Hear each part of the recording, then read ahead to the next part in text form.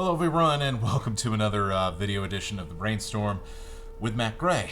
Alright, we've got a big storm headed our direction, and so let's talk a little bit of some of the reasons behind why it's happening and what we are going to end up getting out of this and some of the hazards we're going to be looking at. So a little bit more forecast-centric edition of the Brainstorm here, but I think it's worth it because this storm looks like a real doozy. So yeah, it's not every day that you see a winter storm warning across pretty much the entirety of the inland Northwest, but that is exactly what we're seeing, folks. This is another one of these atmospheric rivers, but instead of it being fall and that keeping the snow levels above the valley floors, this time it's winter, and boy, that means that we are going to be seeing quite a bit of snow out of this one. In fact, the most snow that we have seen in one sitting so far this year, and boy, you can see what is happening.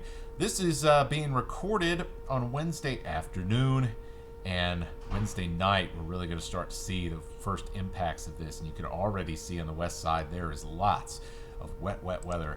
So what we're going to see here is this deep tropical moisture that's being brought forth into our region by this active weather. What this is going to end up doing, you can see it goes all the way down to Hawaii. That's one of the reasons why these atmospheric rivers have this name, the Pineapple Express, that we've talked about in some previous videos when we had the last round of atmospheric rivers back in November.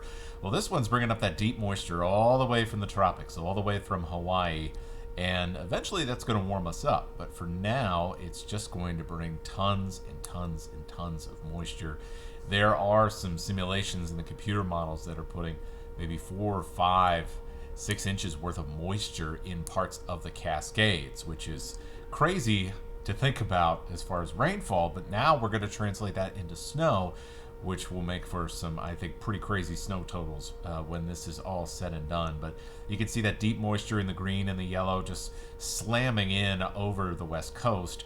And even though in the inland Northwest the mountains largely protect us, what happens is those mountains get slammed, we get cut off from the west side, and we get a good dose of moisture that is pretty high, even by our standards, which are much less than the other side of Washington or Oregon. But it is going to be it's going to be a pretty crazy one here, folks. This is going to be lots and lots of snow, especially in the foot of the Cascades, where we're talking about getting close to 2 feet in places like Wenatchee. Up and down Lake Chelan, there's going to be huge problems as well. Winthrop is also going to see some heavy valley snowfall. And like I said, pretty much for everybody, this has a chance to be the heaviest snow that we have seen so far this year. And this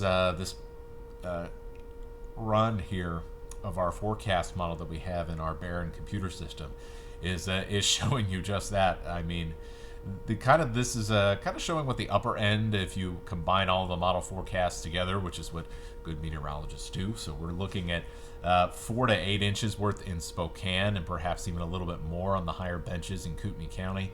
So we are going to have, look, regardless, whether it's 4 inches, 5 inches, 6 inches, 8 inches by the time that the snow stops, it's going to be a lot of snow on the ground, and there's going to be lots of travel troubles no matter which direction you're going around the inland Northwest. So you got to be ready for this one. And boy, the Cascades are going to get hammered.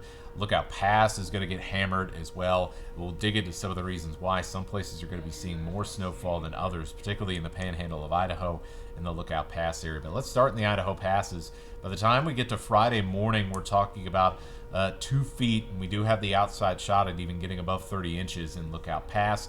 4th of July Pass, the snow level is going to go above the pass level earlier on in the time frame at some point on Thursday. And so that means it's likely we're going to end up somewhere around a foot. And for the higher benches in Kootenai County, that's really going to be almost everybody that's going to be looking at, oh shoot, we're going over 9, 10 inches worth of snowfall before things flip over to rain. And they are going to flip over to rain. Now, as we look in the Cascades, this is where things could get pretty crazy, where we're talking about 30, 36 inches perhaps in some places. And so I do think the forecast here for Stevens Pass, or the model forecast here for Stevens Pass, may be a conservative estimate. However, if we're talking about 2 foot worth of snow on Snoqualmie Pass, that's pretty believable. So there's going to be some issues here during the snow, obviously, and then perhaps after the snow, because in many of these places in the Cascades, we are going to flip over to rain. The one thing with these atmospheric rivers is that they will eat away at the cold air that's down in our part of the atmosphere, and so eventually the snow levels end up rising, and they'll rise above the pass levels in the Cascades. So they'll get to around 4,000 feet or even above. You can watch as the snow level gets eaten away here. So by early on Thursday even, we're starting to see that rain flip over to snow and Snoqualmie Pass. Remember, Snoqualmie is about 3,000 feet, so it's really not that high up. So things change pretty quickly. We may even see some icing in there as well. Now, we are expected to see the snow level begin to rise up above Spokane. It is going to take some time to get here. That's going to be on Thursday afternoon at some point. The same goes for Coeur d'Alene. The same goes for even the 4th of July Pass area. So we may see some brief icing in between there. What do you know? It's just going to be messy all the way around. I think the big thing, folks, is that if you don't have to travel, don't, because this is going to be just a mess the whole way around.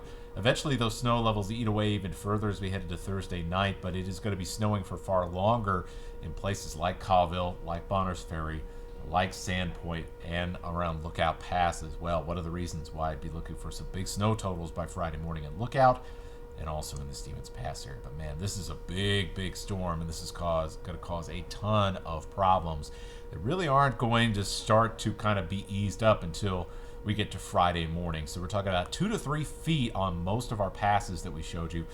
In the Spokane and Coeur d'Alene Metro, we're talking about 5 to 8 inches, and then put a little glaze of ice, and then put some rain on top of that, and then perhaps a glaze of ice on area roads as we start to cool back down again as we go into Thursday night.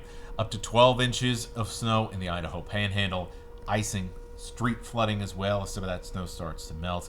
And I think we're going to end up seeing lots of impassable roads.